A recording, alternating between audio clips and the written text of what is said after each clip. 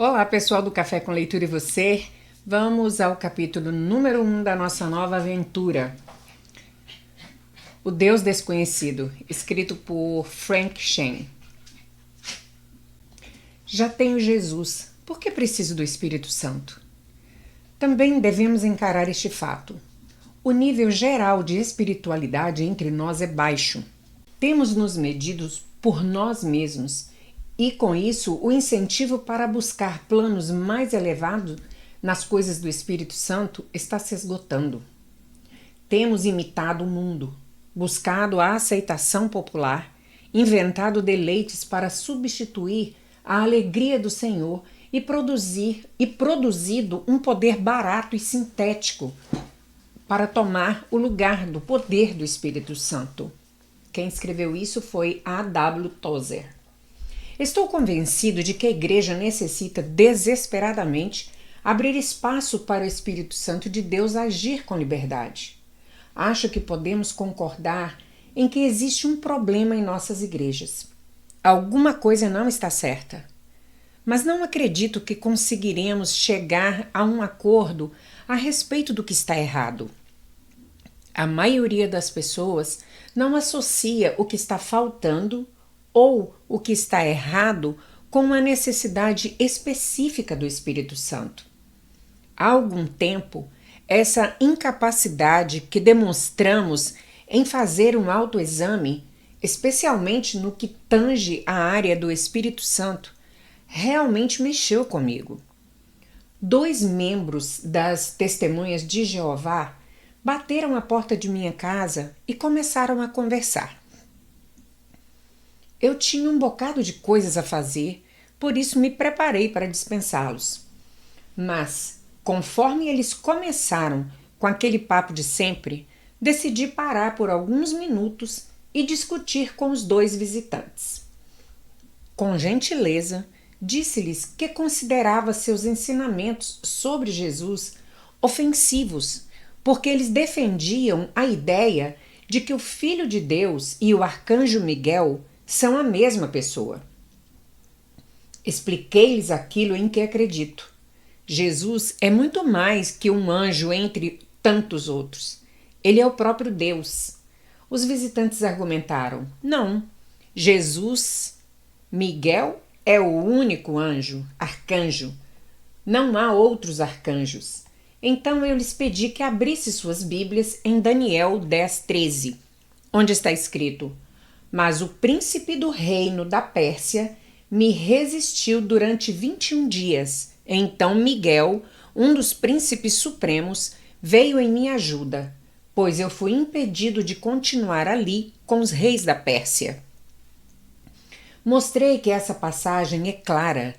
Miguel é apenas um dos príncipes supremos ou arcanjos. Isso os pegou de surpresa. Eles me disseram que nunca tinham ouvido falar disso, nem haviam lido nada a respeito.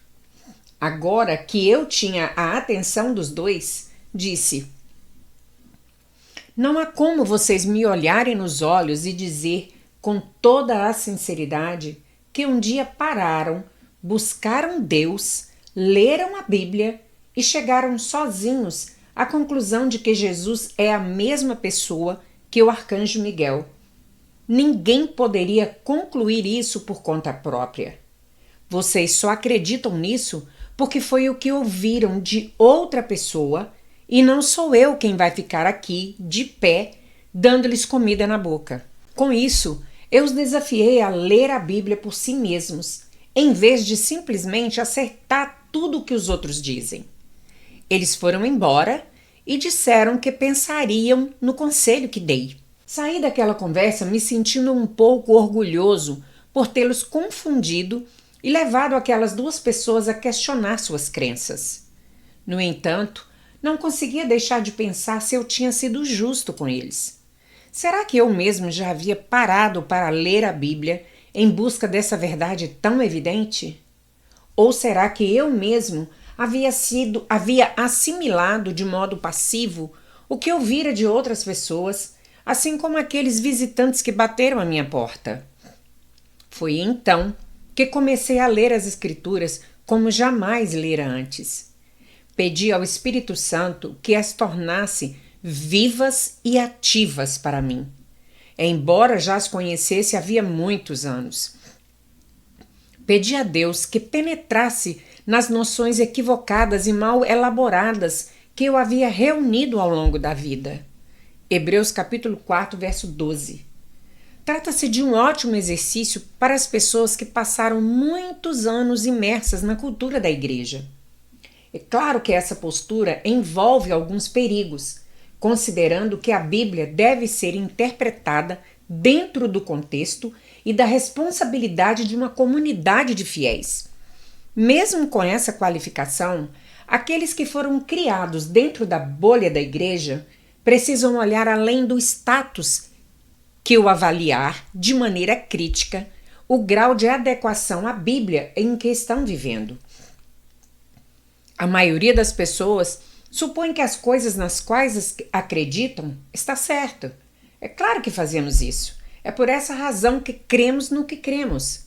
Mas nunca se preocupou em pesquisar para confirmar a veracidade dessas coisas. Alguém simplesmente nos falou: é assim mesmo, e jamais questionamos.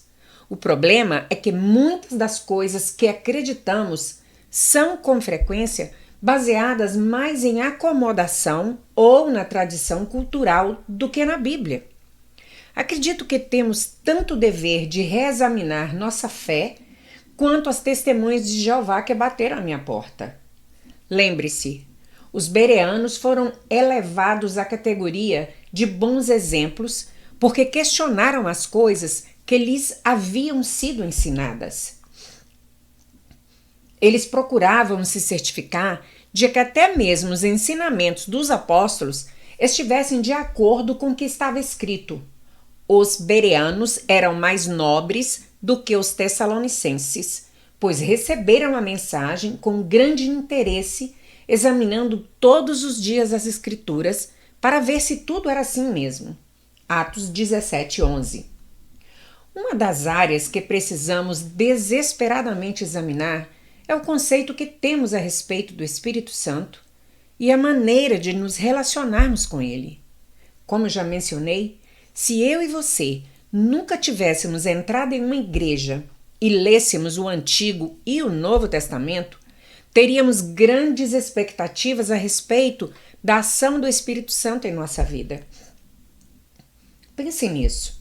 Ao anunciar sua morte, Jesus conforta os discípulos dizendo a eles que outro conselheiro estava por chegar. João 14,16. Em João 16,7, ele vai além e diz que é para o bem deles que partiria e assim o conselheiro poderia vir.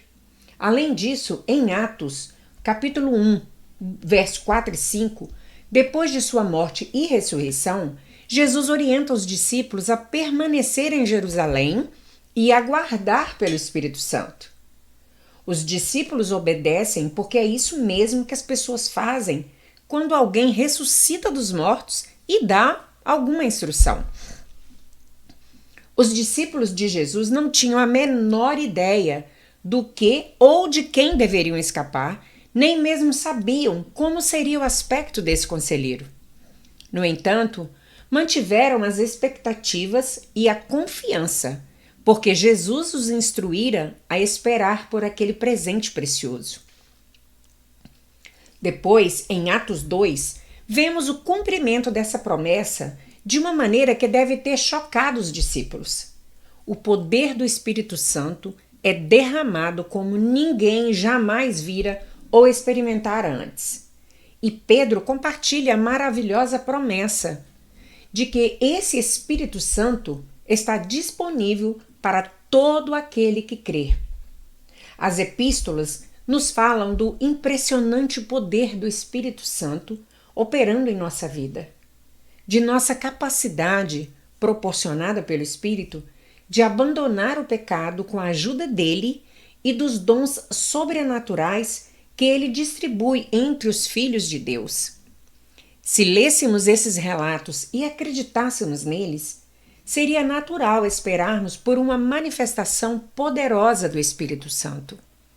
ele não seria mais um componente esquecido da Trindade, ao qual, vez ou outra, damos um traço de reconhecimento, como acabou se tornando em muitas igrejas. Esperaríamos que nossa vida nova com o Espírito Santo fosse radicalmente diferente de nossa vida antiga sem ele. No entanto, não é isso que acontece com a maioria das pessoas. Não vivemos dessa maneira. Por alguma razão, não achamos que precisamos do Espírito Santo. Não esperamos que ele haja. Ou então, quando o fazemos, nossas expectativas são, em geral, mal orientadas ou egoístas. Considerando os talentos que recebemos, nossa experiência e nossa educação, muitos de nós temos a tendência de nos considerar razoavelmente capazes de viver bem, segundo os padrões desse mundo, sem qualquer ajuda do Espírito Santo. Até mesmo nossa igreja pode crescer sem a ajuda dele. Sejamos sinceros. Se você combinar um orador carismático, um grupo musical talentoso para adoração musical e alguns eventos criativos e bem interessantes, as pessoas frequentarão sua igreja. Isso, porém, não significa que o Espírito Santo de Deus esteja operando e se movendo na vida das pessoas, que quer dizer apenas que você criou um espaço cujo apelo é suficiente para atrair as pessoas por 1 ou 2 horas a cada domingo. Com certeza, isso não significa que as pessoas sairão da igreja mobilizadas para a adoração nem mais tementes a Deus. É mais provável que elas destaquem a qualidade da música ou o apelo do sermão, em vez daquele que é a razão primeira da reunião das pessoas em uma igreja. Acho que a pior parte é quando você sai da igreja e interage com cristãos e não cristãos que convivem no mesmo ambiente. Será que consegue realmente distinguir alguma diferença? Se você não reconhecer o rosto das pessoas que frequentam a igreja, será que poderá dizer que quem são os seguidores de Cristo com base em suas atitudes e em de seu estilo de vida? Para ser sincero, às vezes me sinto sem graça por causa de alguns de meus vizinhos cristãos. Os não cristãos parecem ser mais alegres, hospitaleiros e pacíficos. Por que isso acontece? E como isso é possível? Romanos 8:9 diz: entretanto, vocês não estão sob o domínio da carne, mas do Espírito, se de fato o Espírito de Deus habita em vocês. Paulo reitera essa verdade em 1 Coríntios, do capítulo 6, versos 19 e 20. Acaso não sabem que o corpo de vocês é santuário do Espírito Santo que habita em vocês, que lhes foi dado por Deus e que vocês não são de si mesmos? Vocês foram comprados por alto preço. Nosso corpo é o templo do Espírito Santo.